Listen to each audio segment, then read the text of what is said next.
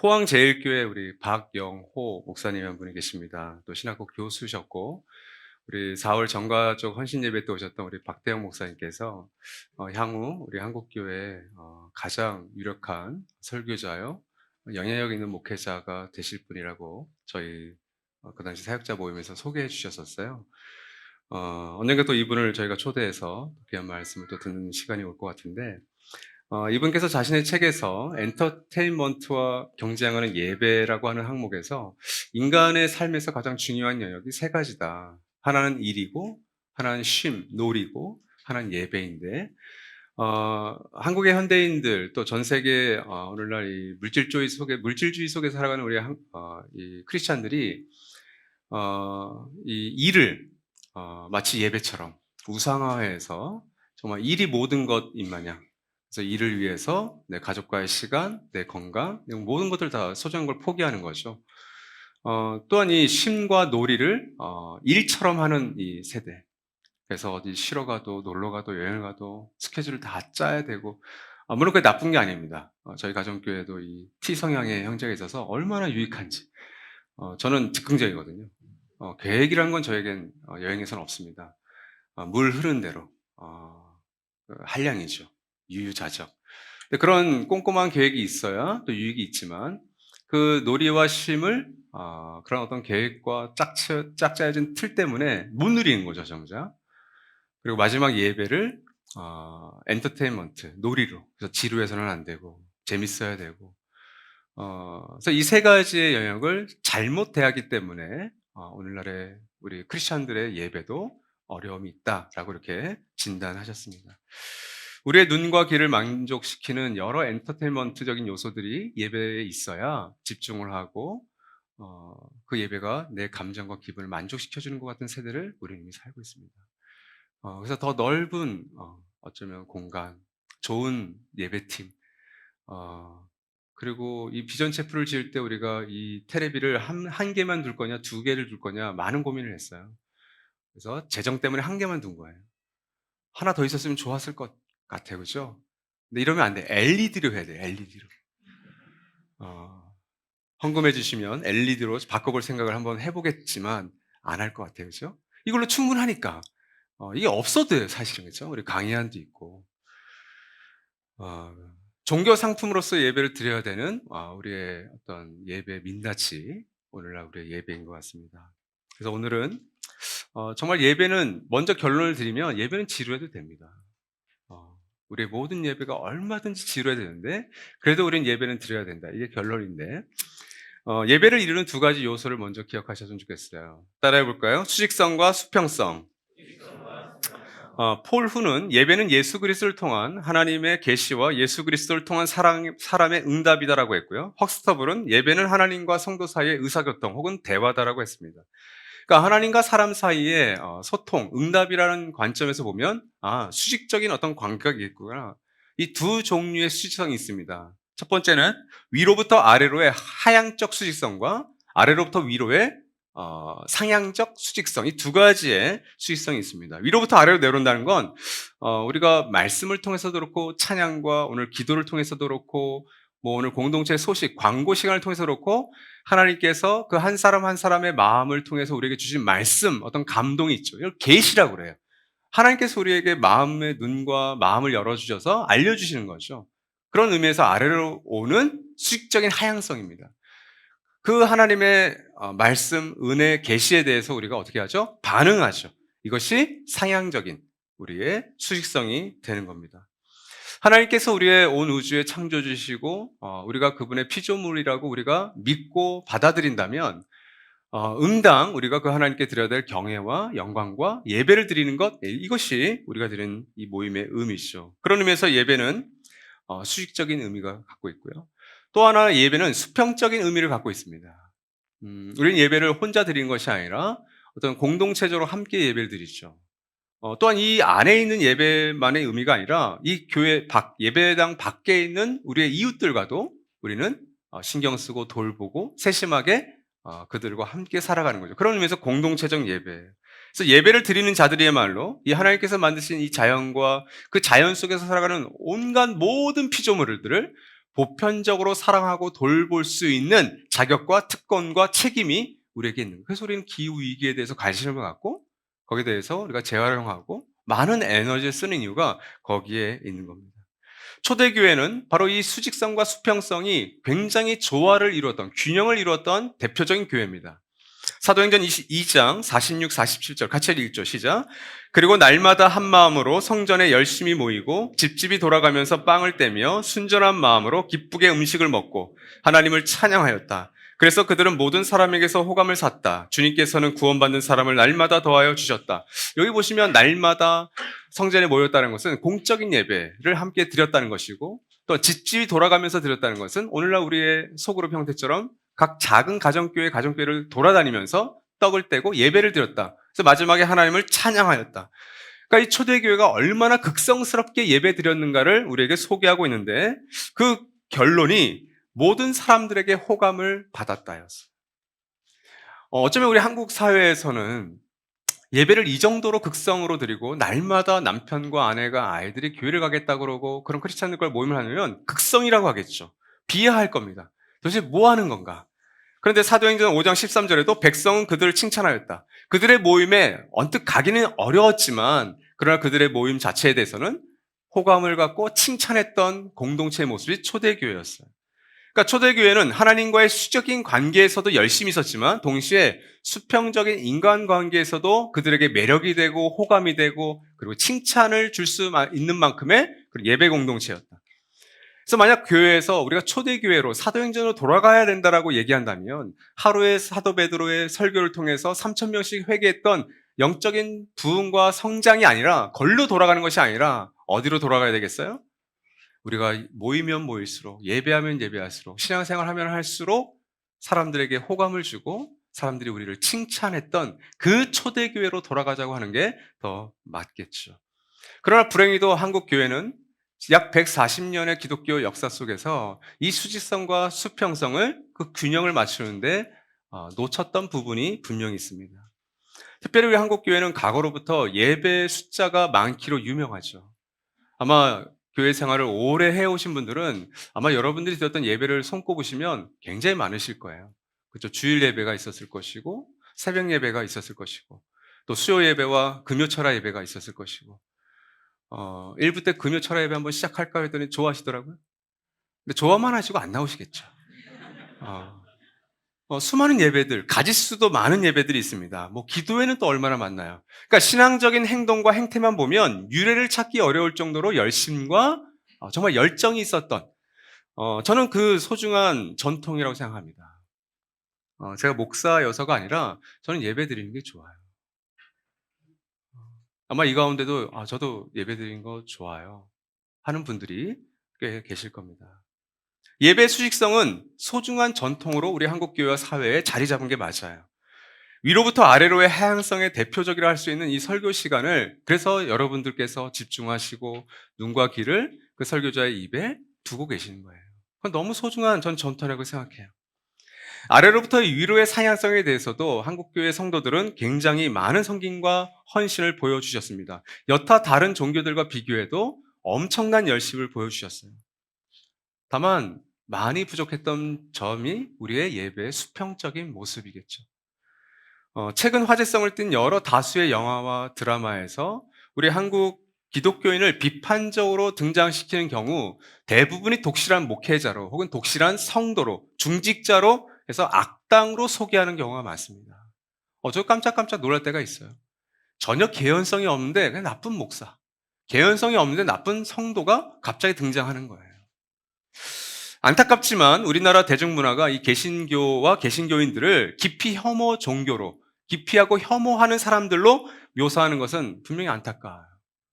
그러나 그 만들어내는 사람들이 아니라 대중적인 사람들, 대중들이 이를 공감한다는 점에서 그 대중문화의 개신교 묘사가 틀리다라고만 하기에는 너무 와버린 것은 아닐까. 전적으로 잘못이라고는 볼 수는 없을 것 같아요. 그런 의미에서 우리는 이 예배의 수직성과 수평성을 어떻게 바르게 이해하고 적용해야 될지를 오늘 함께 짧은 시간 고민해 보고자 합니다. 레위기 23장 15절에서 22절까지의 말씀을 좀 같이 읽겠습니다. 우리 15절은 형제님들, 16절은 자매님들, 22절은 다 같이 읽겠습니다. 형제님들 먼저 읽어주시죠. 시작.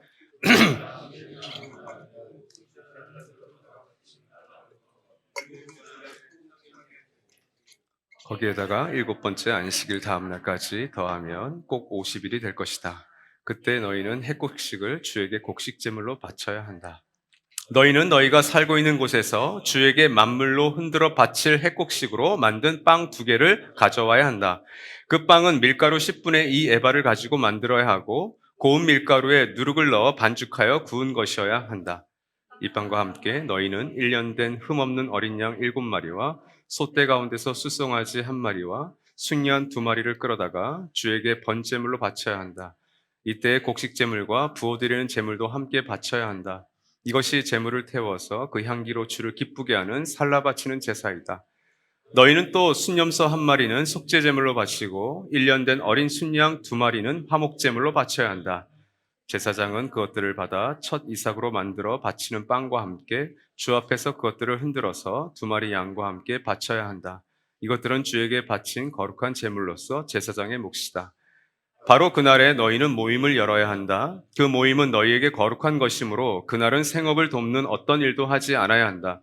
이것은 너희가 사는 모든 곳에서 대대로 길이 지켜야 할 규례다. 다 같이 너희가 밭에서 난 곡식을 거두어 드릴 때에는 밭 구석구석까지 다 거두어 드리지 말고 또 거두어 드린 다음에 떨어진 이삭을 줍지 말아라. 그 이삭은 가난한 사람들과 나그네 신세인 외국 사람들이 죽게 남겨두어야 한다. 내가 주 너희의 하나님이다. 아멘.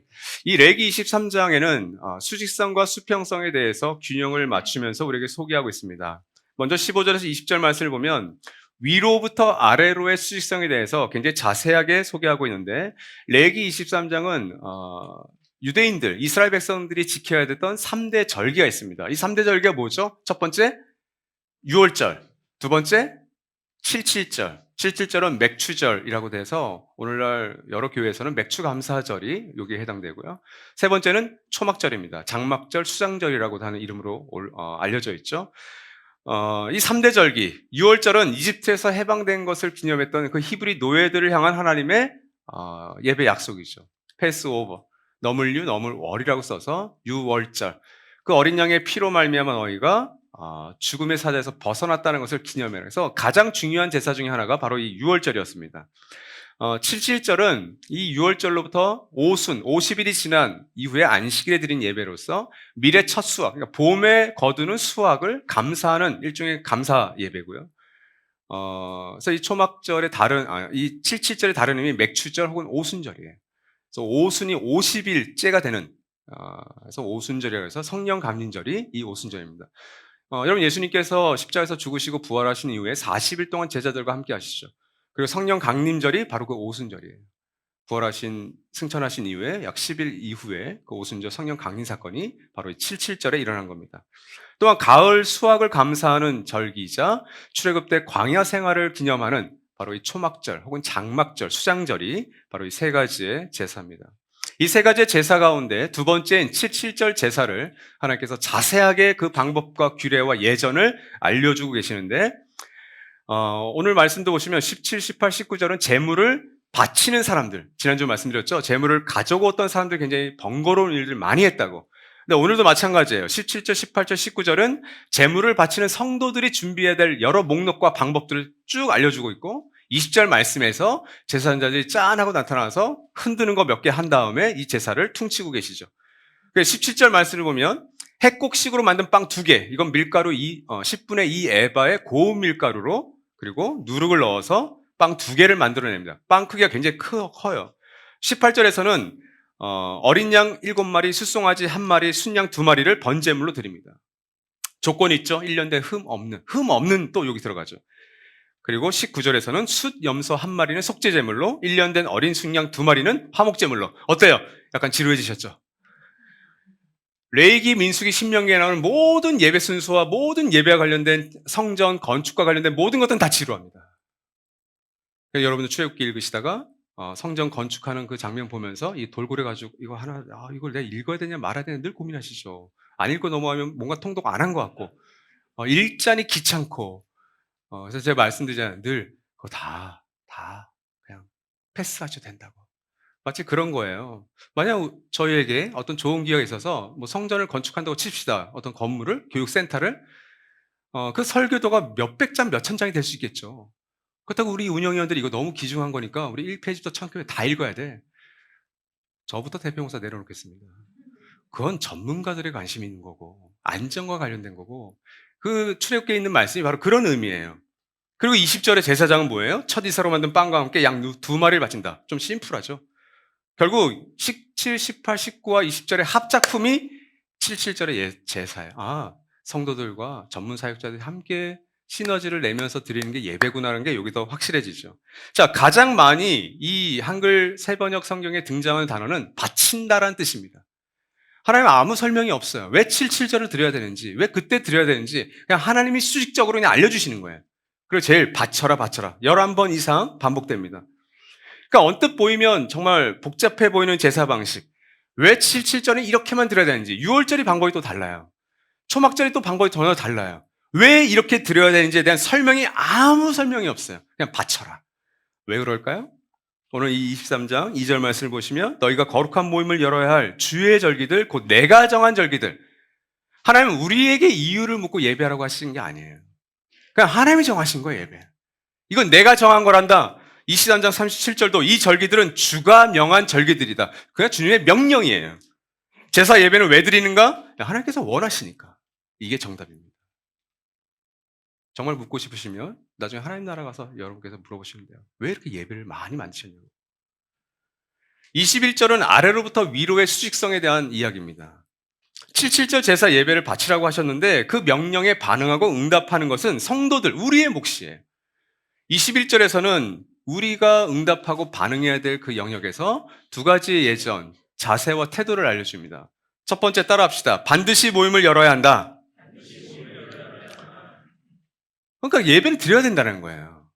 반드시 그날에 이 모임, 이 성회를 열어라. 옛날 성경에 그렇게 돼 있죠? 모여라. 모여서 드려라. 근데 여러분, 인간이 얼마나 이 예배 드리기를 싫어하는지, 이스라엘 역사 가운데 이런 절기 예배들이 얼마나 지켜지지 않았는지가 열왕기하 23장 22절에 잘 나와 있습니다. 같이 함께 읽겠습니다. 시작. 사사들이 이스라엘을 다스리던 시대로부터 이스라엘과 유다 왕들의 시대에 이르기까지 어느 시대에도 이와 같은 유월절을 지킨 일은 없었다. 이건 유월절이에요. 세 가지 절기에서도 가장 중요했던 유월절을 지킨 적이 거의 없어요. 요시야 왕 때 와서야 제대로 한번 지킨 거예요. 또 히스기야 때 또 한 번 또 지켜요. 근데 사사시대는 여러분 약 400년입니다. 그리고 이스라엘도 20명의 왕, 남유다도 20명의 왕인데 이스라엘 왕들, 북이스라엘 왕들은 거의 유월절 지킨 적이 없고요. 혼합 종교였으니까. 남유다도 20명 왕 가운데 요시야는 16번째 왕이에요. 그러니까 16번째 왕이 되어서야 이 유월절을 온전하게 지켰다는 거예요. 그러니까 예배는 어떤 거다? 진짜 사람들이 싫어하는 거다. 어제 우리 한 가정교회 한 형제가 우리 오찬민 형제가 그 얘기를 하더라고요. 뭐 이런 이야기는 이름을 바뀌어도 돼요. 자기 예배가 이렇게 지루할 때가 있대요. 감히 대표목사 가정교회 식구인데 막 설교도 지루하대. 근데 그러다가도 마음으로 드린 예배를 우리가 이렇게 4개씩 소개하잖아요. 근데 그 마음으로 드린 예배가 너무 이렇게 좋기도 하고, 어떻게 저 짧으시게 저렇게 길게 쓰시지? 저분들은 예배에 있어서 좀 성공하시는구나. 그걸 보면서 위로를 받는 거예요. 나는 지루했고, 나는 좀 그랬지만, 이 예배가 틀린 건 아니었구나. 뭐 그런 얘기를 간증을 하시길래, 내가 이렇게 할 줄 몰랐지. 나도 뒤끝이 있어요. 뭐예요? 인간의 본성상 예배는 어울리지 않습니다. 그래서 우리는 예배를 원래 드리기를 싫어해요. 저도 그렇습니다. 저희가 어제 가정교회 모임을 사실은 하지 않기로 했었어요. 제가 지난 주간에 참 몸이 좀 힘들었잖아요. 근데 뭐 저만 힘든 게 아니라 제 아내도 이제 제 아내가 등장할 차례인데 제 아내도 이제 힘들어요. 그래서 아내가 저한테 화요일 정도인가 이제 저한테 전화가 와서 여보 우리 토요일 날 줌으로 좀 하면 좋겠다. 근데 제가 이제 토요일 날 비전 캠프가 있었죠, 사역자. 금요일 날도 있고 또 토요일 날 있고 또 토요일날 비전 캠프 끝나자마자 제가 헌신가족 디딤돌이 또 있었어요. 또 저는 대표로서 설교를 또 준비해야 되잖아요. 설교가 그때 맞춰지지 않을 수도 있잖아요. 그래서 제가 이제 미리 까는 거죠, 밑밥을. 여보 줌으로 하면 좋겠다. 근데 나는 안 갈 수도 있어. 아니 못 갈 수도 있어. 그때 아내가 이제 화가 나신 거죠. 그래서 뭐 줌으로 저는 분명히 하기로 했는데 뭐 저희 가정교회 단톡방에다 툭 올린 거죠. "이번 가정교회 모임은 하지 않습니다." 조별로 모입니다. 그래서 조를 두 개를 짜서 올리신 거예요. 그래서 보통의 우리 가정교회 식구들은 활발합니다. 댓글도 많이 다시고. 근데 딱 한 자매만 하트 하나 눌러 놓고 아무도 답을 하지 않아요. 저는 그걸 읽어요. 물론 가족들은 이제 목사님이 힘드셔서 그렇지 사실 다 이해는 해요. 제 마음이 불편했어요. 예배 시리즈 첫 설교 시리즈의 첫 예배 이후엔 삶을 말쓰게 해야 되는데 어떻게 해야 되지? 아내의 말에 순종해서 '나 그냥 쉬어?' 이런 마음이 있었어요. 49. 근데 50일은 뭐예요? 그래도 모여야지. 자기 목자, 대표 목사가 건강한지 확인하고 싶은 가족들도 좀 있을 거고, 은혜롭게 예배 드렸는데 좀 나눔도 해야 될 거고. 그래서 아내께 좀 장문의 카톡을 보내서 "이렇게 했으면 좋겠다." 그래서 아내가 한 하루를 묵상하시더니 다시 인제 가정교회 단톡방에 올린 거죠. 어 "죄송합니다. 이랬다 저랬다 해서 죄송하고 이번 주에 모입니다." 그때서야 또 이제 가족들이 사모님 감사합니다." 그리고 어제 가족교회 모임을 했어요. 어제 저희가 가족교회 모임을 한 6 시에서 10 시까지 이렇게 모이는데 한 7 번, 8번 이렇게 웃었어요. 오찬미 형제가 하는 얘기를 듣고 막 웃고 또 다른 가족이 하는 걸 보고 또 웃고 그 웃는 시간들이 너무 행복한 거예요 너무. 안 모였어 봐. 예배는 드리는 게 맞구나. 아까 우리 물론 동천 로덴나무가 훨씬 쪼끔 더 부럽긴 하네요. 근데 저희는 뭐 더 좋은 데도 가고 합니다. 그런 걸로 이렇게 쫄지 않아요. 여러분 예배는 원래 드리기를 싫어하는 게 맞아요. 그 예배는 원래 지루합니다. 그런데 이 수직성을 갖고 있기 때문에 우리가 응답해 드리는 거죠. 이따 더 자세히 말씀드릴게요. 두 번째 따라합시다. 생업을 해서는 안 된다. 아마 한국교회 성도님들께서 그토록 중요하게 여겼던 주일 성수의 개념이 아마 이 말씀에서 나왔을 거예요. 생업을 돕는 일은 하지 말아라. 그래서 한국의 유력한 교회에서는 그 교회에 자판기를 들여보낼 때 2, 3년 동안 고민했어요, 당에서. 주일날 그 자판기에서 돈을 넣고 뽑아먹는 게 정말 맞냐. 더 열심히 분들은 어떻게 하셨어요? 옛날에 그 회수권 있을 때, 토큰 있을 때, 가까운 거리에서 버스 타는 것도 죄악시했다고요. 생업하는 것 같아서. 주의를 범하는 것 같아서. 요즘 같으면 뭐 상상이 되지 않죠. 주의를 거룩하게 지킨다는 뜻에서 사행업을 하지 말라고 했는데 그 모임, 즉 예배가 너에게 거룩한 것이기 때문이다 이렇게 설명해요. 자, 예배가 거룩하다면 왜 생업은 하면 안 됐었나요? 그러면 주일에 문을 열거나 주일에 직장 생활에 가면 안 되는 걸까요? 왜 그러냐면 거룩은 하나님의 속성이에요. 생업이 나쁜 것이 아닙니다. 근데 여기서 말하는 생업은 거룩과는 거리가 먼 자기 중심성을 대표하는 거예요. 1년 365일 동안 생업을 하고 우리 가족을 먹이고 그 남은 것들을 또 떼어서 하나님께 드리고 또 사람들에게 나누는 것은 너무 좋고 훌륭한 일입니다. 하지만 예배와 관련해서만큼은 그 일상을 잠시 멈추고 하나님의 거룩에 참여하는 것. 우리가 번제물을 각을 띄어서 하나님께 다 홀라당 태워버린다고 그랬잖아요. 우리의 시간, 에너지, 우리의 물질, 우리의 모든 은사와 재능을 다 홀라당 태워버리는 게 가장 기본이 되는 번제 예배 정신이에요. 나의 각을 뜨는 거예요. 끝까지 똘똘 대표 목사인데도 가정교회 한번 쉬고 싶다. 예배 빠지고 싶다. 이런 마음을 하나님께 내어놓는 것. 자기 중심성을 깨뜨려 버리는 것. 그것이 바로 이 두 번째 예배의 의미입니다. 생업을 돕는 어떤 일도 하지 마라. 예배만큼에서는. 이렇게 얘기하고 있는 겁니다. 주일에 직장 생활을 해야 되는 분들 꽤 많습니다. 만약 말씀을 문자적으로만 접근을 해버리면 이 주일날, 이 일요일날 일하셔야 되는 모든 택시기사분들과 버스기사분들과 지하철, 대중교통을 하시는 분들, 또 이 주일날 일이 돌아가게끔 하셔야 되는 모든 분들을 우리가 정죄하게 돼요. 저는 한국교회가 그렇게 해서는 안 된다고 생각합니다. 이 주일날 그런 문자적인 율법적인 공동체가 된다면 오늘 우리가 예배 끝나고 점심을 먹는 모든 상가들 방문하면 안 되죠. 우리 상인회장님과 저가 쇼부를 봐야죠. 우린 주일날 단 한 음식도 먹지 않습니다. 여러분들이 문을 닫거나 아니면 다른 방법을 강구해 주십시오. 그러면 저희 쫓겨날 거예요, 여러분. 22절에는 예배를 완성하는 수평성의 원리가 잘 드러나 있습니다. 여러분, 맹장을 일컫는 영어 단어 뭔지 아십니까? 어펜딕스예요. 요즘 우리가 이 두 분을 통해서 이 맹장의 소중함을 우리가 알게 됐죠? 우리 김영 목사님 한번 맹장 떼내시고, 우리 동행교회 이질 목사님 또 수제자로 따라가시다가 또 맹장 떼내시고, 저는 제자가 아닌 게 확실합니다. 또 이런 말 했다가 또 말이 씨가 될 것 같아요. 근데 이 어펜딕스가 맹장의 뜻인데 또 하나의 뜻이 있어요. 그죠? 책의 부록이에요, 부록. 그래서 논문 보시면 마지막에 이게 어펜딕스 되어 있는데 22절은 일종의 부록입니다. 근데 그 위치나 역할이 절대 부록이 아니에요. 이 22절이 있고서야 그 앞서 15절에서 21절에 77절의 제사, 6월절의 제사, 초막절의 예배가 의미가 있어져요. 그런 의미에서 부록은 아닌 거예요. 떼어도 되는 게 아니에요. 자, 그 전제 조건이 되는 말씀 22절 다시 한번 읽겠습니다. 너희가 시작.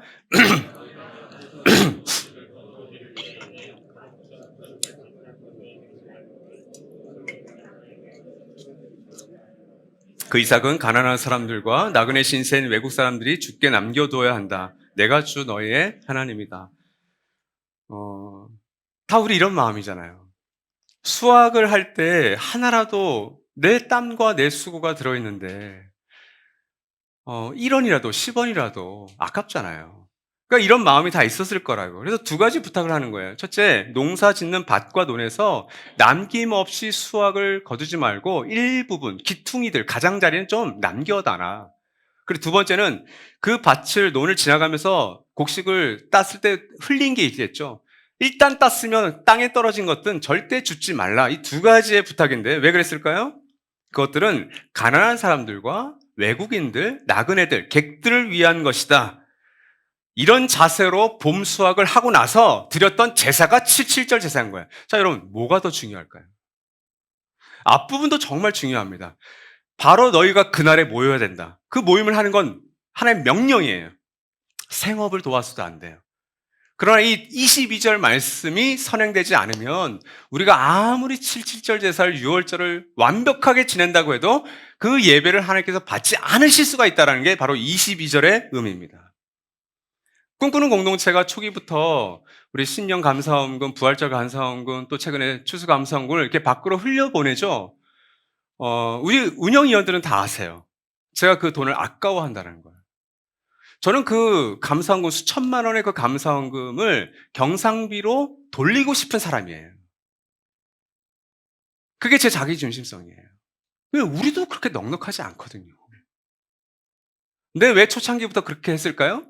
바로 이 성경의 정신에서 비롯된 거예요. 그래서 할 수만 있다면 우리 교회가 재정 좀 어렵고 힘들어도 더 필요한 곳에 이것들을 흘려보내는 일을 하는 건 우리의 기쁨입니다. 이 어펜딕스 같은 이 22절 정말 믿기 때문에 그래요. 저 감사하게도 이번에 그렇게 흘려보내고 우리 제주에 계신 우리 해운교회 원래 100만 원만 저희가 보내기로 했었어요. 근데 우리 재정 팀장님이 또 이렇게 너그러우세요. 애누리 다 떼고 28만 원 남은 걸 여기다 붙여버린 거죠. 어펜딕스처럼. 그래서 해운교회 보내자고. 지난주에 요한 목사님 전화 오셨어요. 이분은 또 저 같은 이렇게 혈압이 이게 아니라 이분 텐션이 높아요. 목사님, 저희가 다 지었습니다. 풋살 경기장. 저희 성도님께서, 꿈꾸는 성도께서 보내주신 이 감사원금을 저희가 공하고, 다음에 이 저지죠? 이 축구 유니폼, 여기 만드는데 다 전액 썼다고. 영업을 할 줄 알아요, 이분은. 그 중에 하나는 전원 목사님 이름 넣어서 그거 나중에 갖다 드리겠다고 그래서. 제가 속으로는 박주영, 최지정, 소희섭도 넣어달라고 하려고 하다가 그건 너무 좀, 그건 제가 사드릴게요, 나중에 우리 운영위원들은. 저는 오늘 이 말씀을 보면서 유독 눈에 들어왔던 말씀은 후반부였어요. 내가 주 너희의 하나님이다. 여러분, 제가 왜 예배 드리는 게 가끔 또 신나고, 이 예배에 사람들을 초청하고, 한번 오시라고, 꿈꾸는 곳에서 예배 드려보시라고, 하나님을 정말 믿어보시라고, 왜 전도할까요? 이 하나님 때문에 그래요. 저와 여러분이 믿고 살아가시는 그 하나님이 당신만 예배하고 열심히 제사 드리는 그 사람들을 기뻐하는 게 아니라 이 22절의 말씀을 진짜 믿고 그 이웃들을 향해서 손을 내밀고 마음을 열어주는 그것을 너무 기뻐하시는 그리고 응원하시는 분이 하나님이세요. 내가 주 너의 하나님이다. 하나님 이렇게 멋지신 분이에요. 이렇게 멋지고 근사한 분을 열심히 믿었으니 또 그렇게 살아갔으니 초대교회가 사람들에게 호감을 얻었던 거죠. 우리 하나님 정말 멋지지 않으십니까? 이런 건 아멘 하셔도 됩니다. 2주 후에 우리 김영 목사님 오시는데 여러분 아멘 연습 많이 좀 해놓으시기 바라십니다. 그런 의미에서 예배에 대한 불필요한 오해 두 가지에서 좀 자유하셨으면 좋겠어요. 첫 번째는 예배가 지루하면 뭔가 잘못되었다. 이것은 수직성에 대한 이해와 적용이 필요합니다. 예배가 지루하다고 해서 여러분의 신앙생활이나 지금의 여러분과의 하나님의 관계가 문제가 있다거나 잘못됐다는 생각을 하지 마십시오. 감동이 없다고 예배 혹은 신앙생활이 잘못되었거나 이 예배 공동체가 문제가 있다거나 그렇게 생각하실 필요도 없습니다. 예배를 포함해 일상생활에서 내 감정과 내 기분을 어디에다 두어야 되고 그 감정과 기분 때문에 선택하고 결정하는 것이 때로는 너무 오판이고 실수라는 것은 너무나도 우리가 잘 알고 있습니다. 감정과 기분에 따라서만 선택하고 결정하는 것은 삶의 어떤 영역에서도 좋은 자세와 좋은 모습은 아니에요. 그렇죠? 예배에 있어서도 마찬가지입니다. 오늘 여러분이 너무 우울하시고 또 깔아앉아서 오늘 우리 또 박씨 너무 태진 형제만 얘기하니까 우리 박 형제가 찬양의 노래 얼마나 이렇게 또 뜨겁게 하셨어요. 그렇게 해도 박수도 못 치실 분들이 여기 계시다고요. 그렇게 드러머가 드럼을 뚫어지르듯 쳐도 내 비트는 전혀 올라오지 않는 분들이 여기에 꽤 많으시다고요. 괜찮아요. 괜찮다고 지금 말씀하는 거예요. 가족 혹은 부부관계를 보더라도 마찬가지 아닙니까? 저희 일산에서 저희 부모님께서 온라인으로 이 예배를 드리고 계세요. 근데 이 순간 제가 부모님을 향한 막 사랑이 막 애틋하고 그러지 않아요, 여러분. 제가 부모님을 사랑하고 존경하고 너무 좋아하지만 그 추억을 좀 생각해야 되고 설날이 되어서 좀 가까이 되면 그때 좀 올라오지만 평상시에는 그 마음이 막 충만해 있는 그건 아니에요. 하나님과의 관계도 마찬가지이죠. 레위기 23장 18절에서 누구를 기쁘게 하는 거예요? 그 향기로 주를 기쁘게 하는 살라 바치는 제사이다. 예배는 주님을 기쁘시게 하는 거예요. 이 예배의 목적은 하나님을 기뻐하는 겁니다. 저의 기쁨도 아니고 이 예배를 정말 잘 준비하시는 봉사자들을 위한 기쁨도 아니고 여러분의 기쁨도 사실 아니에요. 그건 나중에 느낌은 은혜로 선물로 찾아올 수 있는 거고 나쁘다는 건 아닙니다. 로버트 웬버그는 이런 의미에서 자신의 책에서 예배는 이렇게 얘기했어요. 승진을 하거나 은퇴하는 사람을 위한 축하 파티, 취임식과 같은 것이다. 그래서 그 취임식과 그 축하 파티의 주인공은 내가 아니죠. 그 은퇴하시는 분, 취임하시는 분, 승진하시는 분, 임명받으신 그 분이 주인공이 되는 거죠.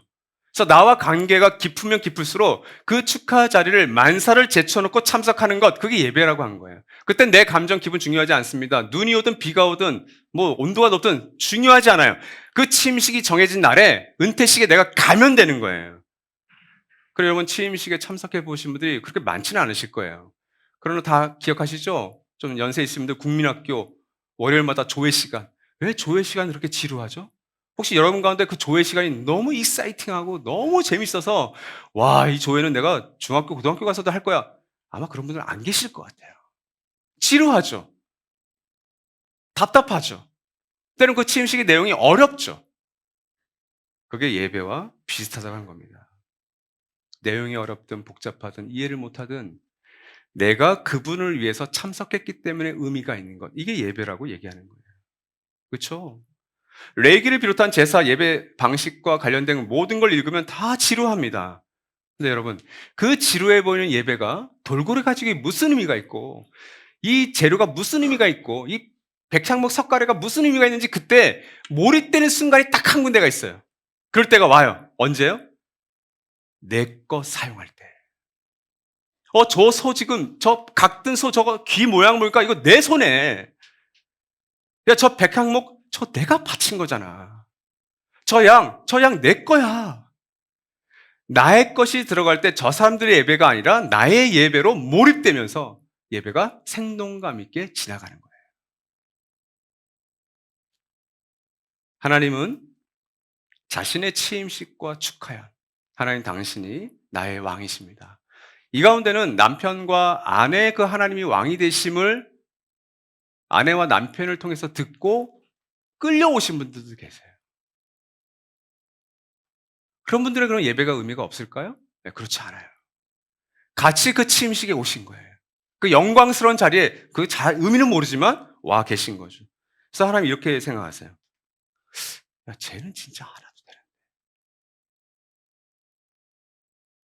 야, 너 상황을 보니까 진짜 넌 안 와도 돼. 그래서 어제 가정교회 예배 이렇게 예배에 대해서 얘기를 하다가 한 가정에서 이제 얘기를 하시더라고요. 지난주에 이렇게 예배를 오려고 하는데 이제 형제는 예배 가야 돼. 근데 이제 자매는 예배 당연히 이제 예배를 오겠죠. 근데 아이가 7살짜리 아이가 열이 펄펄 끓는 거예요. 그럼 어떡합니까 여러분들은? 온라인 예배를 드리거나 뭐 병원을 가거나 하겠죠. 예, 그걸 선택했어요.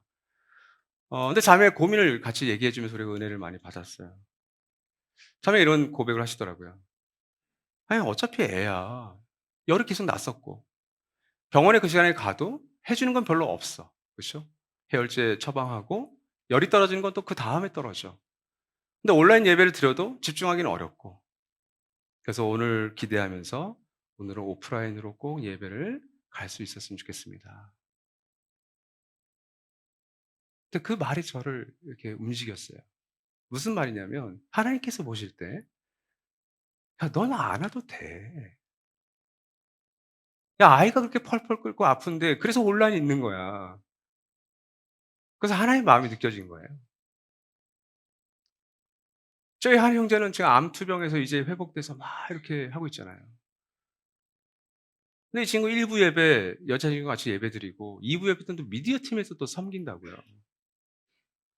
가정교회 예배에 꼬박꼬박 나와요. 거리도 멀어요. 덕소에 사니까. 하나님 같으면 하나님 마음이 이럴 것 같아요. "야 넌 다 봐도 되는데 위례가족교회. 너는 안 와도 되는데." 근데 그 자리에 참석했잖아요. 하나님 기뻐하신다고. 예배는 바로 그런 취임식과 같은 거예요. 이 가운데도 지금 오늘 안 오셔도 되는 분들이 계세요, 꽤. 그 형편, 상황, 감정의 상태, 안 오셔도 되는 분들이 여기 곳곳에 계실 거예요. 근데 하나님 어떻게 보세요? 야, 넌 안 올 줄 알았는데, 넌 못 올 줄 알았는데, 야, 너가 그렇게 기뻐하시는 게 예배입니다. 그래서 예배는 하나님과 나의 관계에서 가장 중요한 척도가 되는 이유가 거기에 있는 거예요. 그분의 왕되심, 내 인생의 주되심을 인정하고 몸부림치는 것이 바로 예배예요. 그래서 예배는 지루해도 괜찮다. 그 지루하게 드려지는 예배, 설교, 아무 감정 없이 나가야 되는 그것이 여러분의 신앙생활이 혹 잘못됐다거나 내 신앙생활이 너무 부족하다거나 그런 게 아니라 내가 하나님을 왕으로 생각하고 겨자씨만한 믿음이 있다고 하더라도 이 예배에 오늘 앉아있고 가정교회 모임에 청년부 결 모임에 애쓰시는 그 모습 자체가 하나님 너무 기뻐하신다. 따라합시다. 예배는 하나님의 왕되심을 인정하는 것이다. 두 번째는 예배를 잘 준비해야 된다라고 하는 오해가 있어요. 이건 수평성에 대한 이해와 적용이 좀 필요합니다. 예배를 잘 준비해야 될 때 주일 혹은 어떤 특정한 날에 그 예배 순서들 큐시트를 완벽하게 짜고 봉사자들이 꼼꼼하게 준비하고 리허설까지 다 해서 잘 드리면 그게 잘 준비된 예배냐? 그 성도님들은 그 잘 준비된 봉사자들의 예배를 그냥 구경하고 관람하고 가면 되는 것이냐? 그게 아닌 건 다 아실 거예요. 오늘 레위기 23장 22절의 이 말씀을 적용한다면 정말 잘 준비해야 되는 예배는 어디서 준비가 돼요? 나의 노동의 현장과 나의 가정과 나의 인간관계, 이웃과의 관계 속에서 바로 22절의 이 원리대로 내가 살아냈을 때 그것이야말로 예배를 진짜 잘 준비한 예배가 되는 겁니다. 내가 주 너희의 하나님이라는 사실. 그분을 향한 주 대심을 내가 인정하고 살아가는 삶이 뒷받침되는 예배가 진짜 잘 준비된 예배라는 거죠. 쉽게 말해서 지적으로 머리로 하나님을 이해하는 차원에서 예배가 아닌 내 마음과 내 몸으로 그 하나님을 알아가고 사랑하고 그리고 섬기는 예배를 의미합니다. 플래너리 오코너는 지적 고민에 너무 깊이 빠져들면 하나님을 볼 수 없다라고 경고했어요. 카톨릭 신부이자 시인이었던 제라드 홉킨스가 한 동료로부터 이런 질문을 받았습니다. 의심에 푹 빠져있던 자네가 어떻게 이렇게 다시 믿음을 생동감 있게 회복하게 되었나? 이 동료는 이 홉킨스가 너무 지적으로 똑똑한 사람이었기 때문에, 명석한 학자였기 때문에 철학적이고 신학적인 대답을 요청했던 것 같아요. 하지만 이 홉킨스의 대답은 뜻밖이었습니다. 단 두 마디였어요. 자선을 베풀게. 하나님을 만나고 영혼을 회복하는 방법을 어디서 찾았어요? 자선, 구제에서 찾았습니다. 여러분, 신앙생활이라는 것, 좁게 얘기해서 예배라는 것은 어떤 특정한 교회를 내가 믿어드리고 믿고 그 특정 교회를 믿음에서 오는 어떤 지적 희열감이 아니라 사랑과 자비가 은혜가 필요한 현장으로 내 몸을 우겨 넣는 것, 그 현장에 넣어버리는 것, 그 현장을 찾아가는 것, 그것이 예배 자세예요. 그래서 우리가 12월에 이웃과 함께하는 성탄을 하죠. 그 성탄의 기쁨을 나들목 교회 시절부터 우리끼리만 온라이트하고 즐거워하는 시간이 아니라 우리끼리 선물 교환하는 거 끝나는 것이 아니라 그것도 너무 좋지만 우리와 함께 이웃을 이루고 있는 알 수 없는 사람들을 위해서 우리가 섬기자. 가난하고 소외된 분들을 위해서 이 성탄의 기쁨을 함께 누리자는 의미예요. 작년 12월에 제가 여러분께 당부했습니다. 12월 한 달만이 아니라 1년 12개월 동안 이 이웃에 대한 거룩한 부담감을 가지셨으면 좋겠다. 그래서 아직까지도 구글 링크에 가정교회 이웃과 함께하는 성탄 영역을 안 적으신 목사님들은 회개하실지어다. 빨리 좀 써주십시오. 우리 김경수 선생님 계속 기다리십니다. 그리고 각 가정교회가 선교지를 매칭해서 이렇게 헌금하시죠. 다 그 여러분들의 헌금으로 그 선교사님께 매칭해서 연합교회가 이렇게 보내드리는 거예요. 그렇죠? 우리의 물질을 흘려보내는 겁니다. 우리가 이번에 여수상인의 20곳을 또 우리 회장님께서 찍어주셨어요. 120개 상인들 가운데 지난 작년에 20개를 우리가 후원했죠. 세계가정교회가 연합해서. 이번에는 20개를 또 소개시켜 주셨어요. 이분들은 특별한 응원과 격려가 필요하신 분들이에요. 그분들을 소중하게 선물을 해서 흘려보냅니다. 또 여러분, 오후 매주 월요일부터 금요일까지 우리가 오후 2시에서 5시까지 비전 채플 5층에서 우리 여수상인회 분들 몇몇 분들이 취침하는 장소가 되었어요. 그분들을 위해서 쓰는 냉방비, 난방비 아깝지 않아요. 그걸 위해서 교회가 있거든요. 이번 주 수요일 날 우리 상인회 회장님께서 부탁하셔서 우리 여수 상인회 전체 총회를 바로 이 장소에서 했어요. 그 일은 우리의 기쁨이에요. 오늘 드리는 이 예배가 하나님께 유의미하다면 우리 사역자들과 우리 리더십들이 우리의 공간과 우리가 가진 물질, 어떤 에너지를 그 상인분들, 저희보다 더 잘 사시는 분들 많다는 걸 제가 알아요. 제가 타고 다니는 우리 성도들보다 타고 다니는 차들보다 훨씬 더 좋은 차들을 타고 다니는 거 다 알아요. 근데 뭐 어떻다고요? 정말 주일날 쉬지도 않고 365일을 거의 쉬는 날 없이 자기의 노동의 현장에서 땀 흘리시는 그분들, 외국인 노동자들, 그 사업주들, 그 모두가 우리의 소중한 이웃인걸요. 교회가 이들 한복판에 있다면 그 교회가 얼마나 이들에게 넉넉한지, 이들을 이해하고 공감해 주는지, 냄새나는 음식을 팔고 있지만 그것에 대해서 우리가 얼마나 감사한지를 보여주는 것이야말로 이 레위기 23장 22절의 정신이라고 믿습니다. 따라합시다. 하나님께서 나를 독점하는 예배, 중요한 삶의 영역, 앞서 일과 심과 예배가 제자리를 찾아가는 그 시작점이 예배입니다. 그래서 많은 분들이 내가 예배 드릴 거야 선택하고 결정해서 이 자리에 오셨을 거예요. 그렇게 생각하셨을 거예요. 예배는 내가 빠질 수도 있지. 예배는 내가 드릴 수 있는 거지. 아니요, 여러분. 예배는 저와 여러분이 드리지만 여러분의 일터를, 여러분의 자녀를 정말 지키시는 건 바로 그 예배예요. 그거 다 경험하지 않습니까? 예배를 안 드려 보십시오. 내 남편이, 내 아내가, 나 스스로가 예배를 안 드려보십시오. 작정하고 한번 안 드려보십시오. 한 3개월 동안. 다니엘처럼 한번 우리 한번 해봅시다. 저부터 한번 해볼게요. 운영에 허락받고. 다니엘이 열흘이었나요? 벌써 이렇게 기억력이. 열흘 동안 시험한 것처럼 제가 열흘 동안 하나님 한 번도 예배하지 않겠습니다. 그때 나의 얼굴에 피부색과 얼굴의 혈색을 한번 보십시오. 근데 10일 동안 너무 좋아. 그래서 연장하는 거죠. 근데 더 피폐하고, 저건 사람의 얼굴이 아니야. 목사는 저런 얼굴을 하면 안 돼. 그럼 뭐가 맞는 거예요? 예배가 우리를 정말 지켜주는 게 맞구나.